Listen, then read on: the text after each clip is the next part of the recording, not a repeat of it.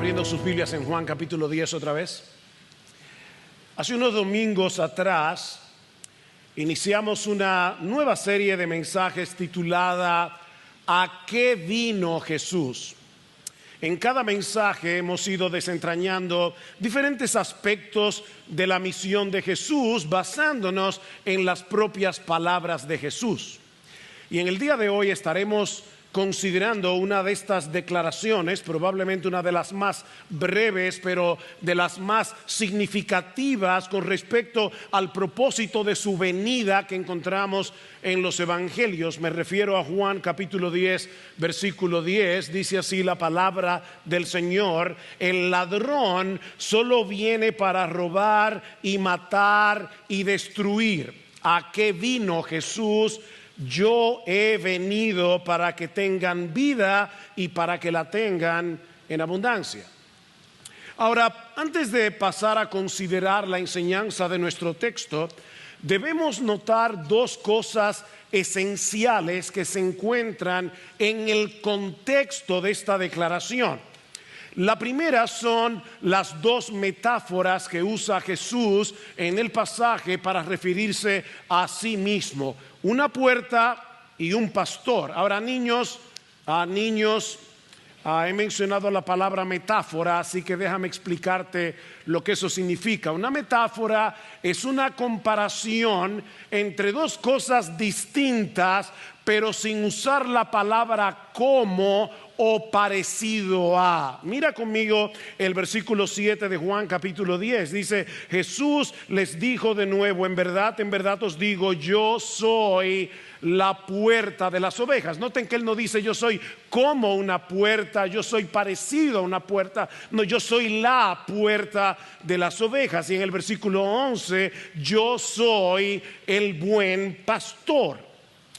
¿Se dan cuenta que Jesús está usando aquí dos figuras increíblemente sencillas, increíblemente sorprendentes para referirse a sí mismo?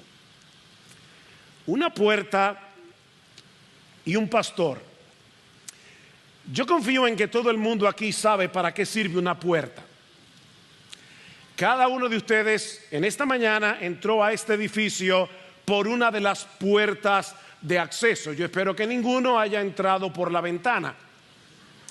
Y aunque no estemos acostumbrados a ver rebaños de ovejas por las calles, sin embargo todos sabemos que los pastores cuidan, protegen, alimentan y guían a sus ovejas. De manera que Jesús nos está diciendo aquí que Él es la vía de acceso al redil o al rebaño de las ovejas que le pertenecen a Dios, y que Él es al mismo tiempo el pastor de esas ovejas. Él es ambas cosas a la vez. Él es la puerta y Él es el pastor. Ahora, lo otro que yo quiero que ustedes noten es que en todo este pasaje hay un contraste. Y esto es muy importante, hermanos, amigos que nos visitan, para poder entender la declaración del versículo 10. Hay un contraste aquí entre los ladrones que hacen daño, que destruyen las ovejas, y el pastor que vino a darles vida.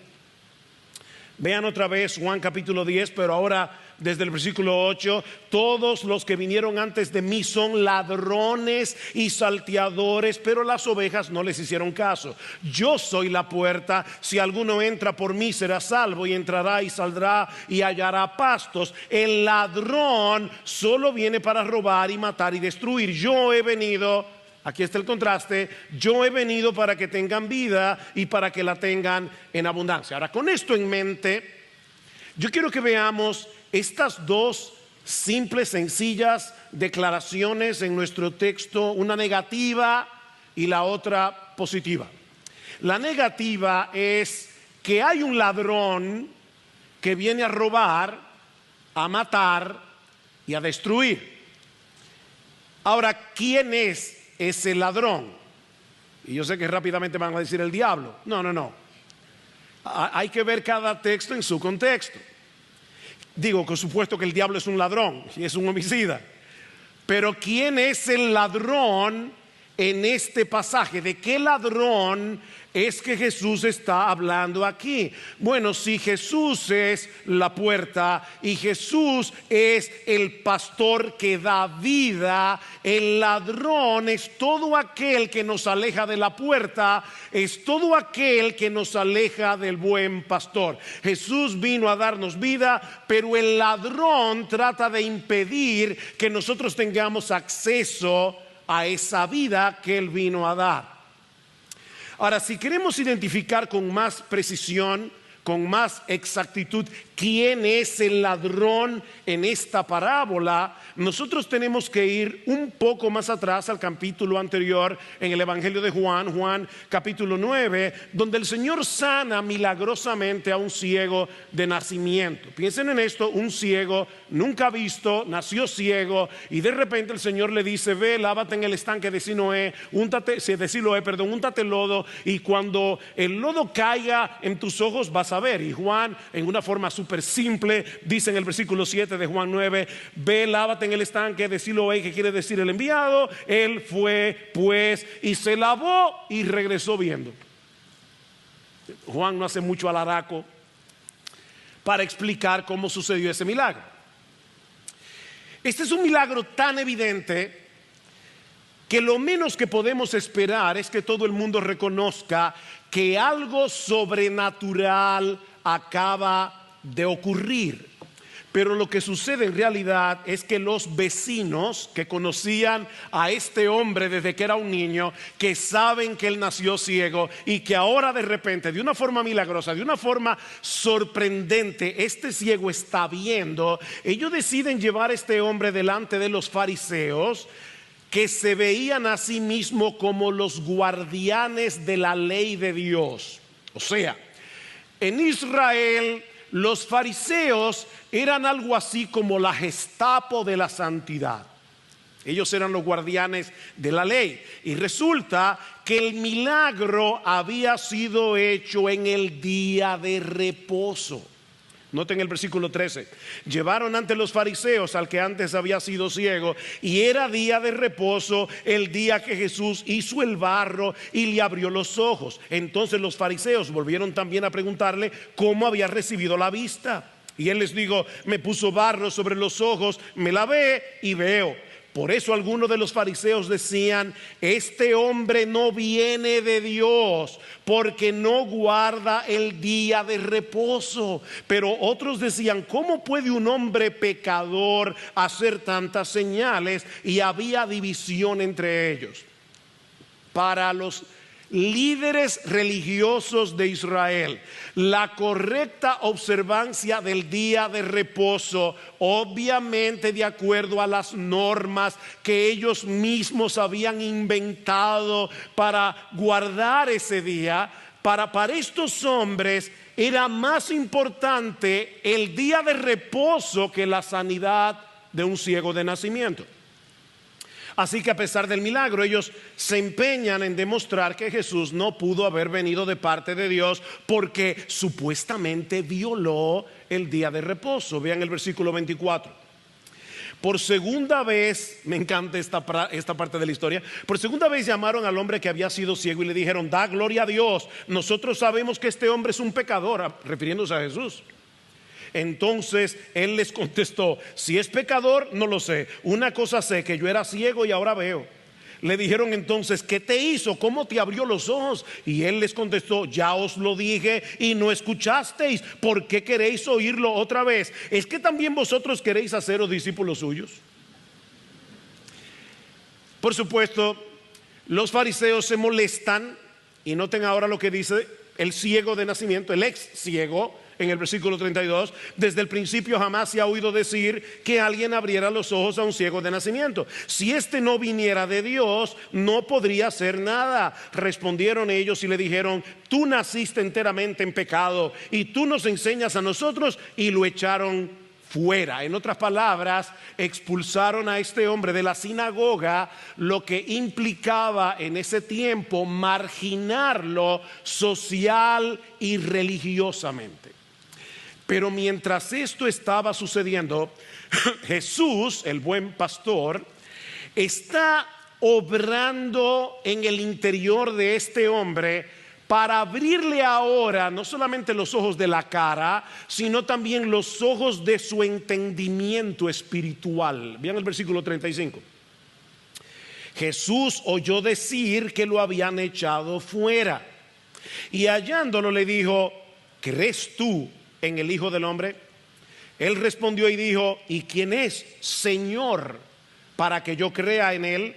Jesús le dijo: pues tú le has visto, y el que está hablando contigo, ese es. Él entonces dijo: creo, Señor, y lo adoró.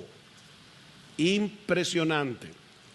Como bien señala John Piper, a medida que se desarrolla esta historia, la visión del hombre ciego a quien Jesús había sanado se vuelve cada vez más clara, y la ceguera de los fariseos se vuelve más y más oscura.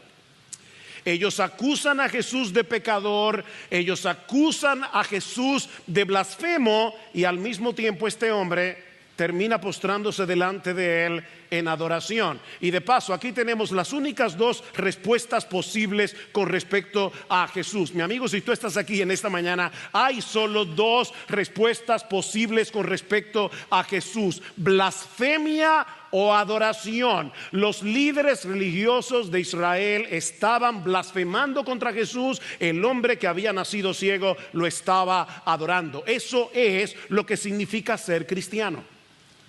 No se trata simplemente de alguien que dice seguir a Jesús. Se trata de alguien que ha venido a ser, por la gracia de Dios, un adorador de Jesús. Los cristianos creen en Jesús. Los cristianos confían en Jesús. Los cristianos siguen a Jesús. Los cristianos adoran a Jesús. Pero ahora noten cómo termina el capítulo 9. Y esto es esencial, mis hermanos, para poder entender el capítulo 10. Versículo 39.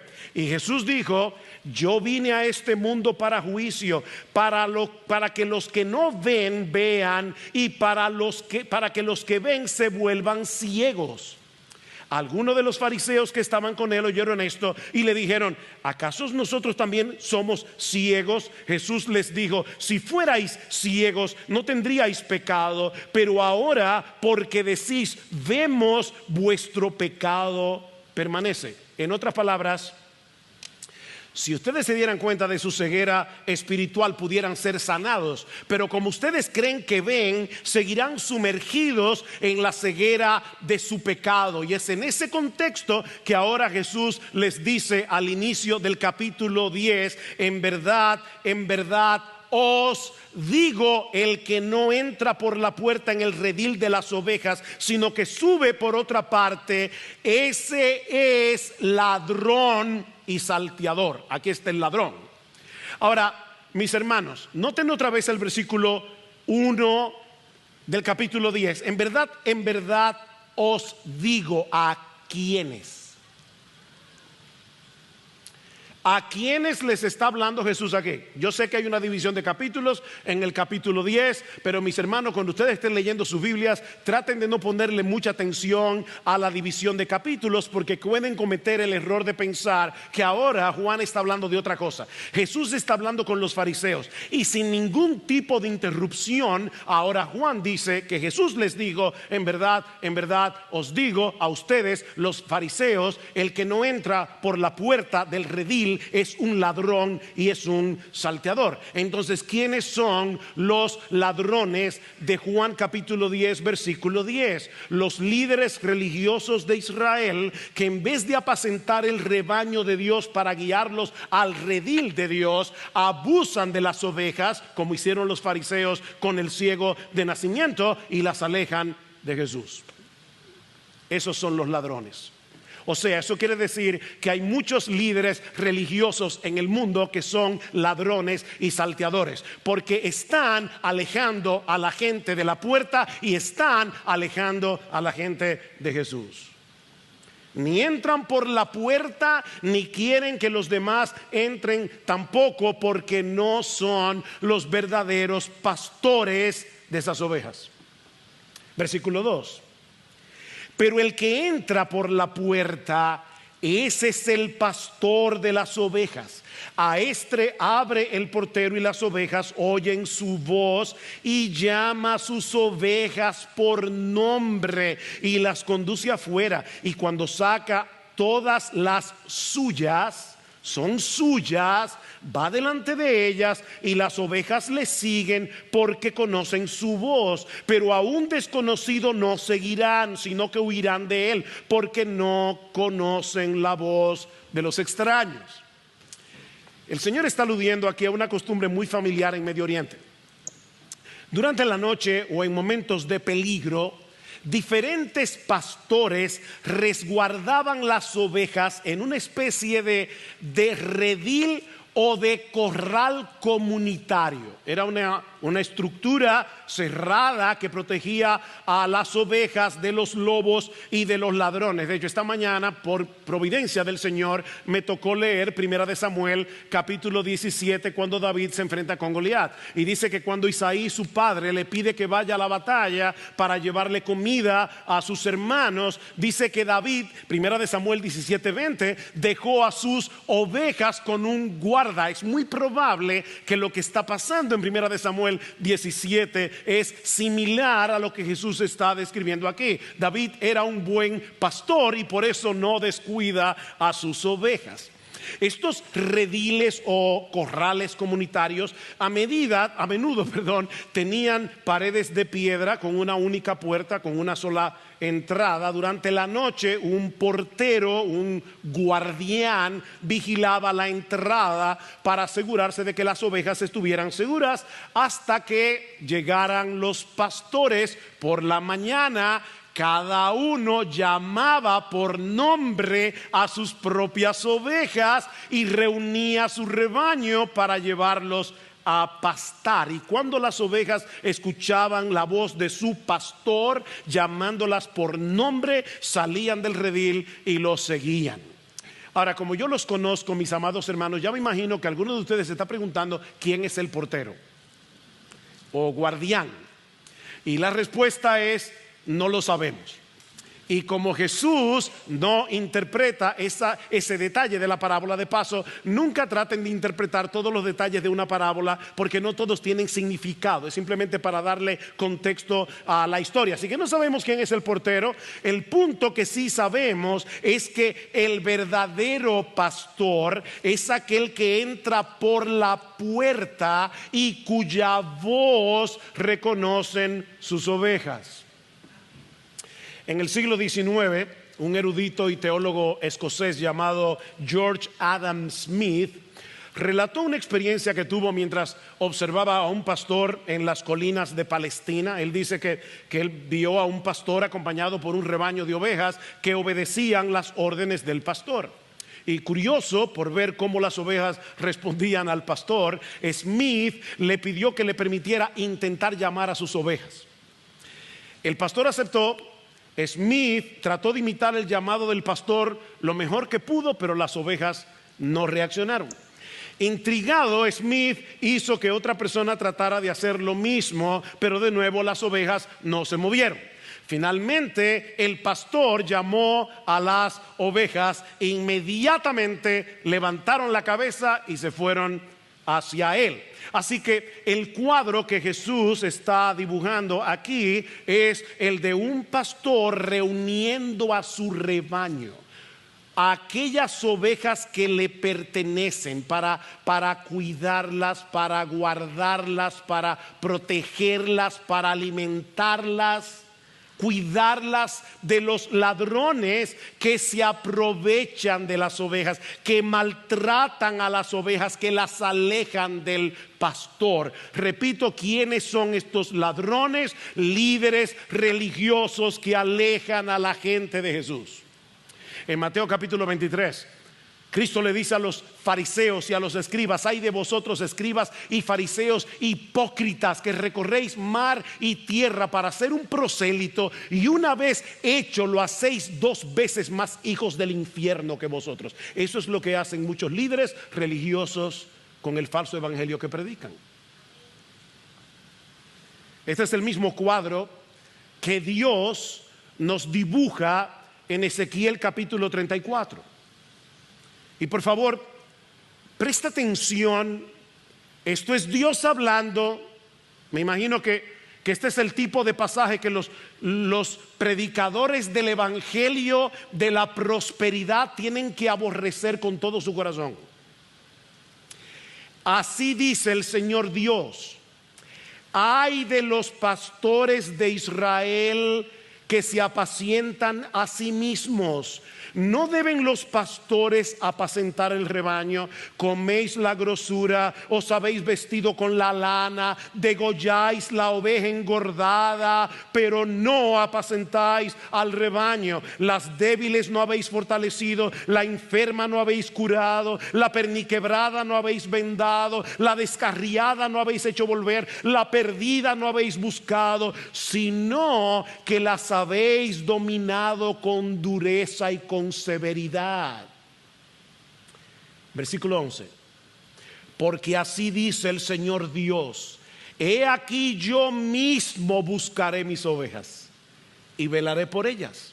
O sea, yo me encargaré de fortalecer a las débiles, yo me encargaré de buscar a la descarriada, yo me encargaré de sanar a las enfermas, las sacaré de los pueblos, las juntaré de las tierras, yo apacentaré mis ovejas y las llevaré a reposar, declara el Señor Dios. Versículo 23: entonces pondré sobre ellas un solo pastor que las apacentará, mi siervo David.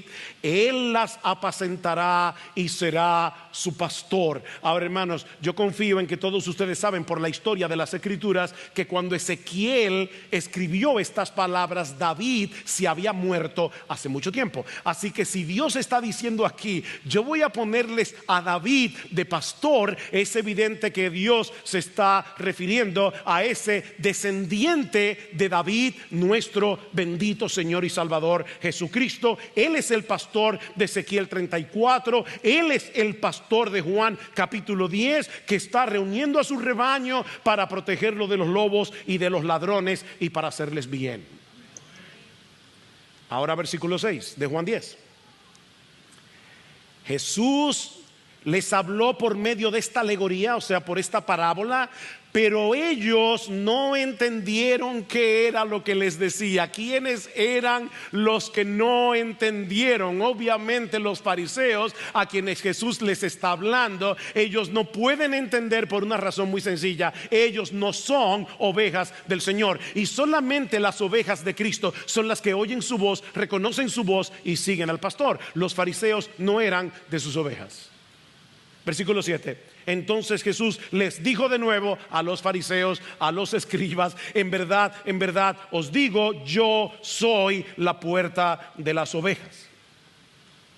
Los fariseos no entienden, ellos no son de las ovejas del Señor. Vean más adelante en Juan capítulo 10 versículo 24, los judíos que estaban allí, que tampoco eran ovejas, tampoco entendían. Entonces los judíos le rodearon y le decían: ¿hasta cuándo nos vas a tener en suspenso? Si tú eres el Cristo, dínoslos claramente. Jesús les respondió: os lo he dicho y no creéis. Las obras que yo hago en nombre de mi Padre, como sanar a un ciego de nacimiento, estas dan testimonio de mí, pero vosotros no creéis. Escuchen bien, mis hermanos, ustedes no creen porque no sois de mis ovejas. Mis ovejas oyen mi voz y yo las conozco y me siguen, y yo les doy vida eterna y jamás perecerán y nadie las arrebatará de mi mano. ¿Se dieron cuenta, mis hermanos, que las ovejas de Cristo no son ovejas de Cristo porque creen, sino que creen porque son sus ovejas?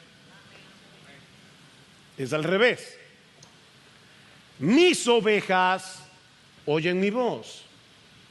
Los falsos pastores de Israel, como los falsos pastores de hoy, no conocen a Jesús.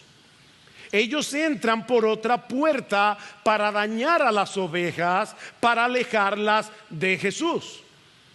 Versículo 8 otra vez de Juan 10: todos los que vinieron antes de mí son ladrones y salteadores, pero las ovejas no les hicieron caso. Yo soy la puerta. Si alguno entra por mí, será salvo, y entrará y saldrá y hallará pastos. ¿Cuántas puertas hay? Una sola puerta. Yo soy la puerta.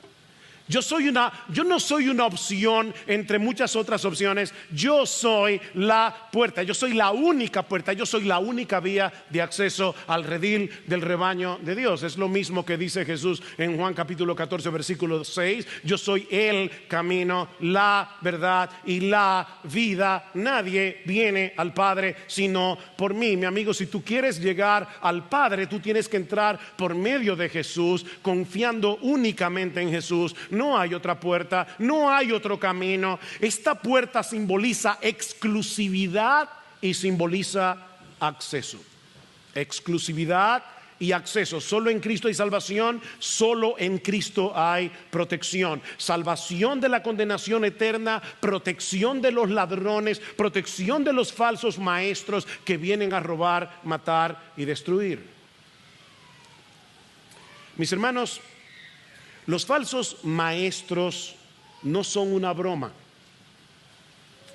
Los falsos maestros no son una broma. Hoy en día hay un montón de maestros falsos que predican un evangelio falso que destruye espiritualmente a los oyentes.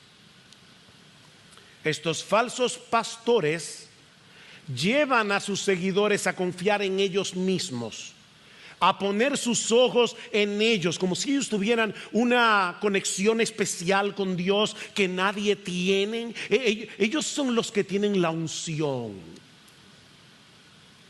Ellos son el centro de atención, no Jesús.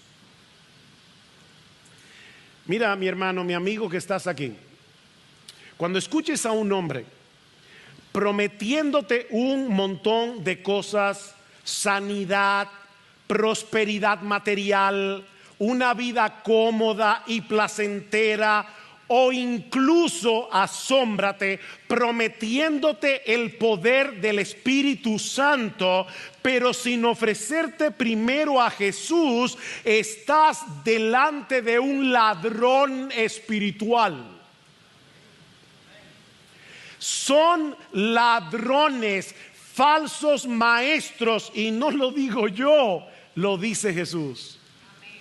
La característica principal del ladrón es alejarte de Jesús, aún a veces en nombre de la moralidad, aún a veces en nombre de la religión, o para recibir, como yo vi en estos días un video hablando del poder del Espíritu Santo y la gente caía en el piso, parecía que estaban locos, aquello parecía un manicomio. Pero algo me llamó la atención: no mencionaban a Jesús ni a la obra redentora de Jesús en ningún momento. Son ladrones y salteadores, falsos maestros que vienen a robar, matar y destruir. Mira, si un predicador está tratando de que lo admires a él en vez de adorar a Jesús, estás delante de un ladrón. Un ladrón de gloria. Y ese ladrón no viene a hacerte bien.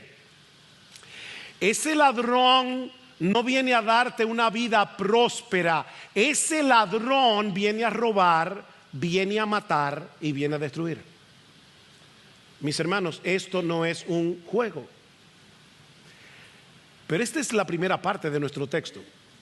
Yo sé que algunos ya deben estar como: qué fuerte es esto. Bueno, ten paciencia. Hay una parte positiva en el texto, que es en la que vamos a estar ahora en el resto de la mañana. Jesús no solamente nos advierte que el ladrón viene a hacer daño, sino que nos dice también que Él es el buen pastor que vino a darnos vida abundante por medio del sacrificio de su propia vida. Él es el buen pastor que vino a darnos vida abundante por medio del sacrificio de su propia vida. Jesús es el buen pastor que vino a darnos vida abundante por medio del sacrificio de su propia vida. Vean el versículo 10 otra vez. El ladrón solo viene para robar y matar y destruir. Yo he venido para que tengan vida y para que la tengan en abundancia. Yo soy el buen pastor. El buen pastor da su vida por las ovejas. Pero el que es un asalariado y no un pastor, que no es el dueño de las ovejas, ve venir al lobo y abandona las ovejas y huye, y el lobo las arrebata y las dispersa. Él huye porque solo trabaja por el pago y no le importan las ovejas. Yo soy el buen pastor y conozco mis ovejas, y las mías me conocen, de igual manera que el Padre me conoce y yo conozco al Padre y doy mi vida por las ovejas. De nuevo hay un contraste aquí entre el buen pastor y los pastores asalariados que no aman a las ovejas porque no son suyas. Estos pastores asalariados huyen cuando viene el peligro en vez de proteger a las ovejas, pero eso no es lo que hace el buen pastor. Él vino a darnos vida y vida en abundancia a través del sacrificio de su propia vida. De hecho, 5 veces en los versículos 11 al 18 Jesús dice: yo vine a dar mi vida, yo vine a dar mi vida, yo vine a dar mi vida, yo vine a dar mi vida, yo vine a dar mi vida por amor a mis ovejas. Él dio su vida para darnos vida. Piensen en esto por un momento. ¿Qué pasaba con un rebaño si el lobo atacaba y mataba al pastor? ¿Qué pasaba? Que las ovejas quedaban sin protección, completamente a merced de los lobos. Así que la muerte del pastor era la perdición de las ovejas. Pero en este caso, mis hermanos, y gloria al Señor por esto, en este caso es al revés. La muerte de Jesús es lo que trae como resultado la vida de las ovejas. Su muerte tiene el propósito de salvar infaliblemente a todos aquellos que el Padre le dio para reunirlas en el rebaño de Dios. Vean el versículo 16. Tengo otras ovejas que no son de este redil. Déjenme desmenuzarles ese texto. Tengo, tiempo presente, otras ovejas que no son de este redil. O sea, Jesús está diciendo: hay ovejas mías que el Padre ya me dio porque las eligió para salvación desde antes de la fundación del mundo. Esas ovejas son mías, pero todavía no están en el redil. A pesar de que el Padre me las dio, no están en el redil. A esas también me es necesario traerlas tiempo futuro, y oirán mi voz y serán un rebaño con un solo pastor. ¿Sabes qué, mi hermano? Tu nombre estaba allí si tú eres creyente. Tú eras una de esas ovejas. Y cuando Jesús está diciendo aquí: tengo otras ovejas que no son de este redil, está hablando que no son del pueblo de Israel. Son gentiles, es decir, dominicano, chino, chileno, mexicano, venezolano. O sea, son ovejas mías, pero no pertenecen al rebaño de israelitas convertidos. Y a pesar de que no están todavía en el redil, yo personalmente me encargaré de traerlas por nombre, llamándolas por nombre a través de la predicación del evangelio, porque el Padre me dio esas ovejas. Cuando Él las llame a través de la palabra, es lo que Jesús está diciendo: ellas oirán, vendrán y lo seguirán. ¿Sabes qué, mi hermano? Yo no sé si tú recuerdas cómo y cuándo fue que tú te convertiste al Señor. Pero por supuesto lo que tú recuerdas fue ese momento cuando tú entendiste el evangelio y viniste a Cristo en arrepentimiento y fe. ¿Quién se convirtió? Tú te convertiste. ¿Quién creyó? Tú creíste. ¿Quién se arrepintió? Tú te arrepentiste. Pero lo que estaba sucediendo detrás es que el Señor Jesucristo, cuando su palabra estaba siendo predicada, Él se estaba paseando en medio de su iglesia. Él te estaba buscando a ti, Él te estaba llamando por nombre, y precisamente por eso oíste su voz y seguiste a Jesús. Eso fue lo que realmente sucedió. Es otra vez como dice el versículo 26 de Juan 10, pero vosotros no creéis porque no sois de mis ovejas oyen mi voz y yo las conozco y me siguen. Las ovejas de Cristo reconocen su voz cuando Él las llama. Sí, puede ser que por un tiempo caminen extraviadas de aquí para allá, pero tarde o temprano reconocerán la voz de su pastor y vendrán a Él en arrepentimiento y fe. Él vino a formar un solo rebaño con un solo pastor por medio de su muerte y de su resurrección. Vean el versículo 17. Por eso el Padre me ama, porque yo doy mi vida para tomarla de nuevo. Nadie me la quita, sino que yo la doy de mi propia voluntad. Tengo autoridad para darla y tengo autoridad para tomarla de nuevo. Este mandamiento recibí de mi Padre. Mira, cualquiera puede decidir acabar con su vida. Cualquiera. O sea, cualquiera puede decir, ¿sabes qué? Yo tengo autoridad para dar mi vida cuando me dé la gana. Nada más tengo que tirarme encima de un camión, arrojarme de un edificio de 20 pisos. Yo tengo potestad para dar mi vida, pero nadie tiene poder para tomarla de nuevo. Eso solamente puede hacerlo Jesús. Eso solamente puede hacerlo el Dios encarnado, porque ningún muerto puede obedecer. Y Cristo dice, yo voy a dar mi vida y estando muerto voy a obedecer la orden de mi Padre. Este mandamiento recibí de mi Padre. ¿Cuál mandamiento? El mandamiento de dar mi vida y de tomarla otra vez. Eso solo puede hacerlo nuestro Señor Jesucristo. Él murió y resucitó para darnos vida. Y aquí es, mis hermanos, donde las dos metáforas o las dos figuras de esta parábola se unen la una con la otra. El buen pastor tiene que morir y resucitar para venir a ser la puerta. Voy a repetir eso otra vez. Jesús es la puerta. Jesús es el pastor, porque el pastor tiene que morir para poder llegar a ser la puerta del redil.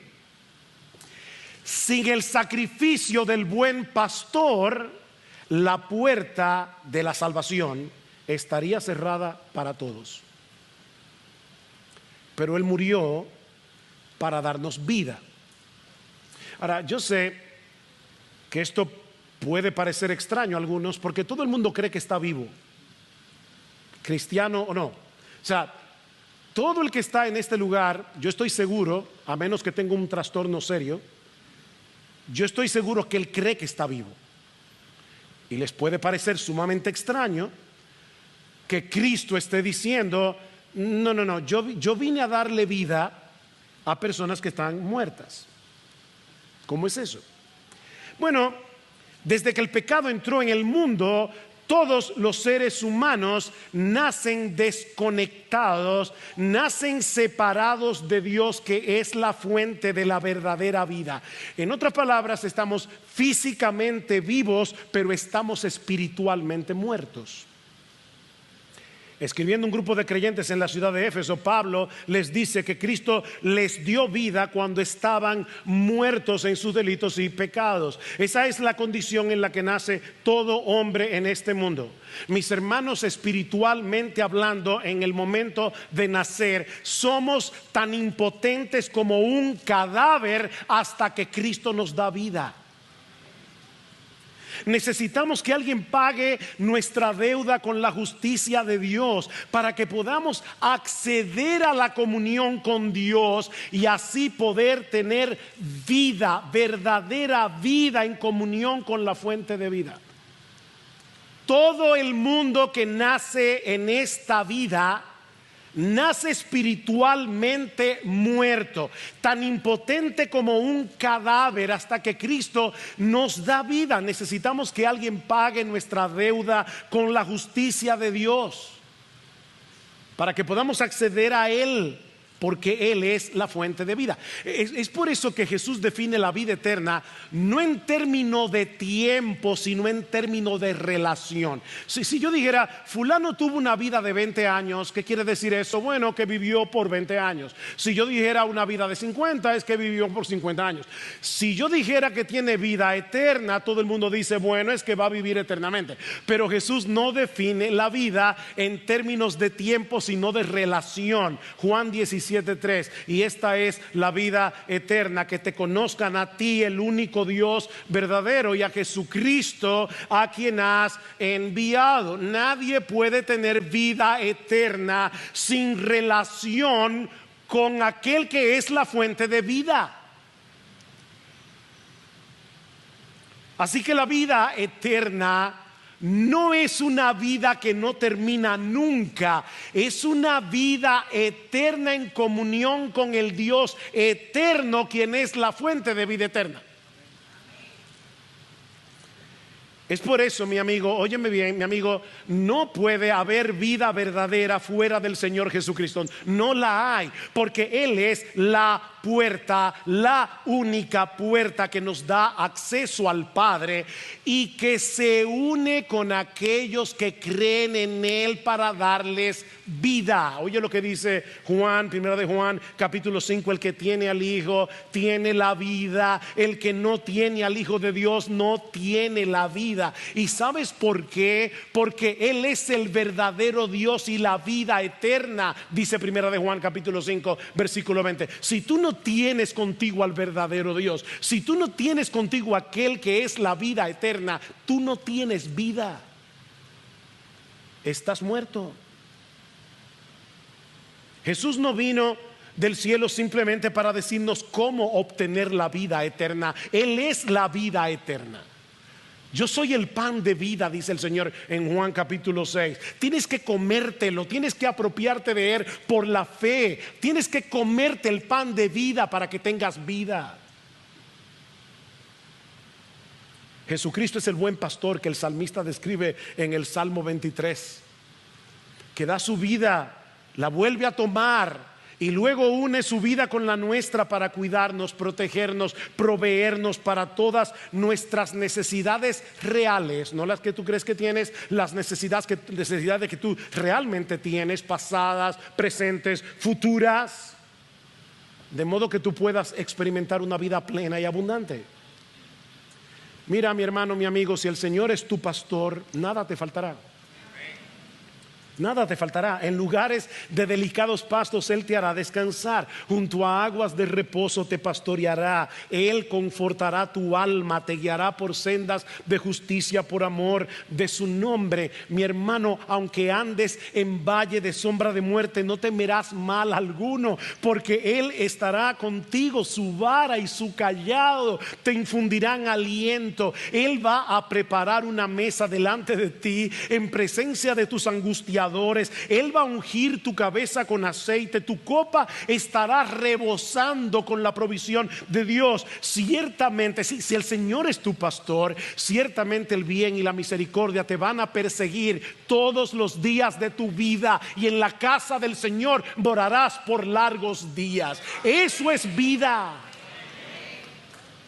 Eso es vida. Si tú no tienes eso, mi amigo, tú no tienes vida. Estás muerto.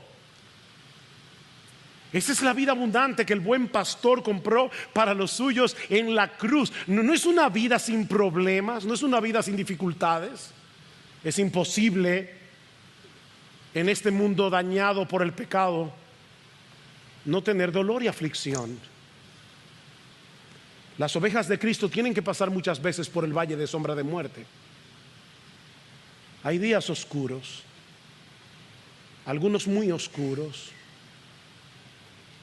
pero aún así es una vida caracterizada por el gozo de saber que todos nuestros pecados han sido perdonados, de saber que Dios es nuestro Padre, que Cristo es nuestro Salvador y nuestro amigo que camina a nuestro lado en los momentos más oscuros. Es saber que el Espíritu Santo es nuestro consolador permanente, y no solo eso, Él es nuestro vivificador permanente.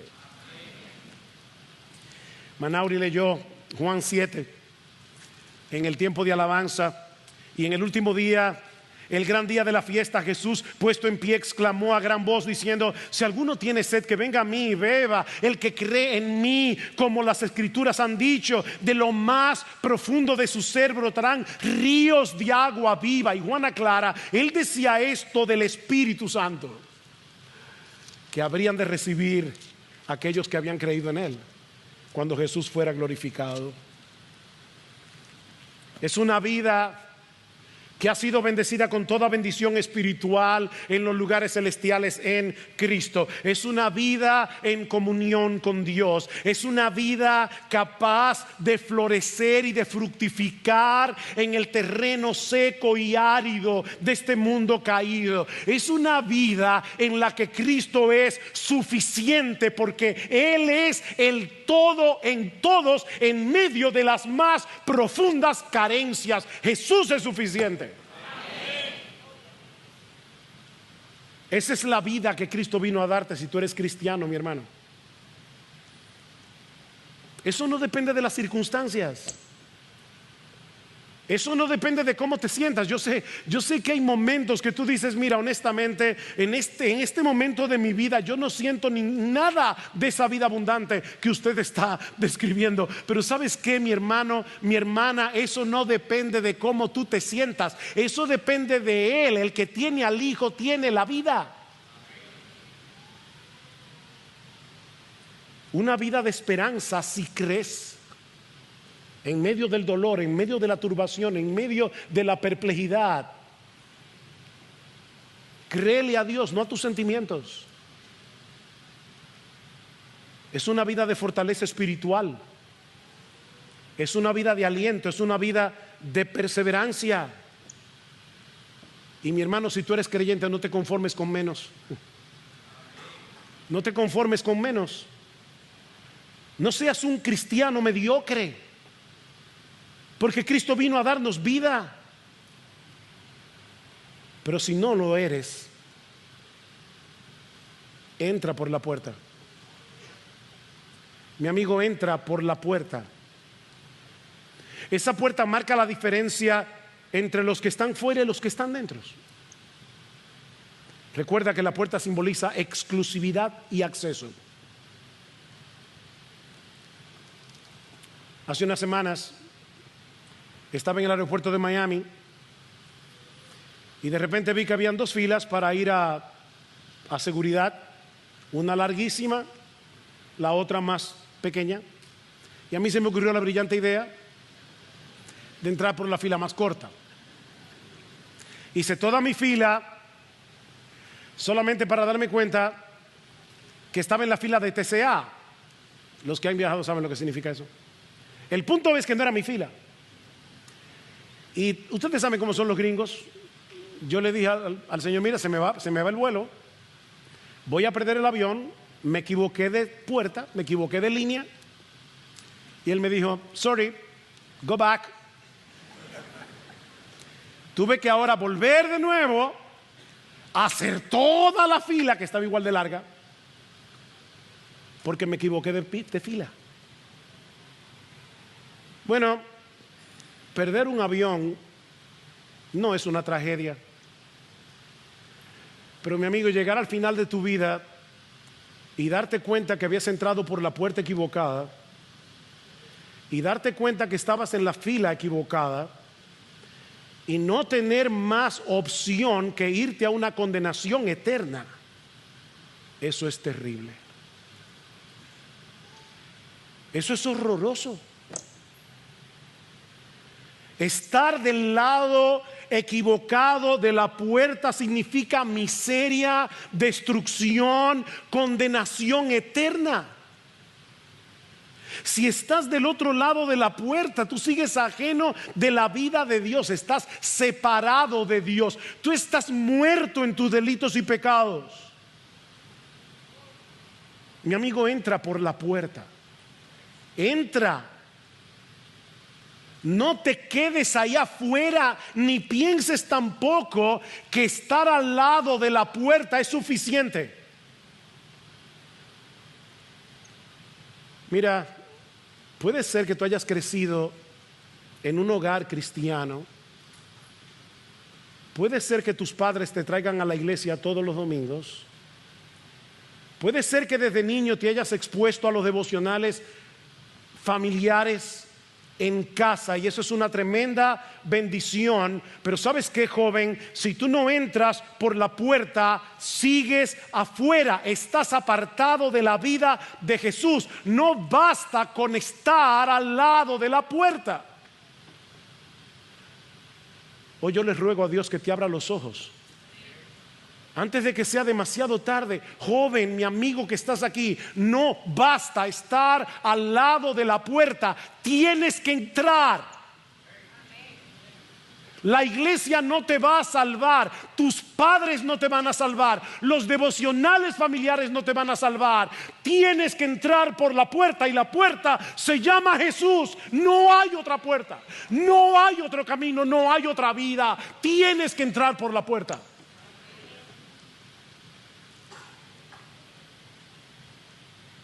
Como decíamos al principio, Jesús escogió dos figuras sumamente sencillas para que nadie se extravíe, para que todos puedan entender. Él es la puerta, Él es el buen pastor. Entra por la puerta en arrepentimiento y fe, y tendrás acceso a la guía, la protección, el alimento, la ternura, el cuidado del pastor. Pero tienes que entrar. Eso no es una puerta de combinación blindada, que hay que ser un genio para saber cuáles son los botones que yo tengo que punchar para que la puerta se abra. No, esto no es una puerta de combinación, es una puerta que está abierta. Es una puerta. Jesús es la puerta. ¿Tú lo quieres más sencillo? Jesús es la puerta. Solo tienes que reconocer tu necesidad de Jesús.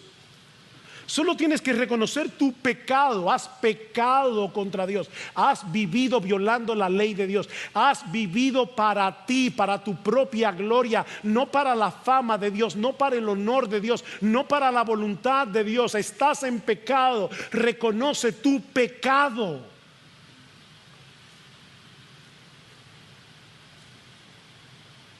Tienes que venir a Cristo con la disposición a divorciarte de tu vida de pecado, pero sabiendo al mismo tiempo que solo Él puede librarte de la esclavitud, de la culpa y de la condenación del pecado. Tú no puedes librarte por ti mismo.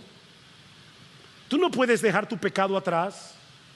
Tú no puedes dejar de vivir para ti mismo, para tu propia voluntad. Tú no puedes hacer eso. Si tú pudieras hacer eso en tu propia fuerza, Jesús no hubiera venido. Arrepiéntete, reconociendo tu pecado, reconociendo tu impotencia, reconociendo que tú no puedes darte vida a ti mismo, y ven a Jesús. Entra por la puerta, confiando únicamente en Él.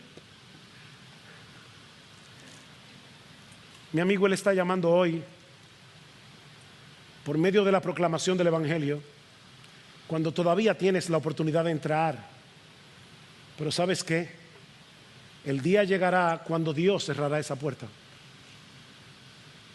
El día llegará cuando Dios cerrará esa puerta. Eso fue lo que sucedió en los días de Noé. La puerta del arca estuvo abierta durante décadas, pero los hombres rehusaron entrar por ella hasta que llegó el diluvio y la oportunidad terminó para siempre.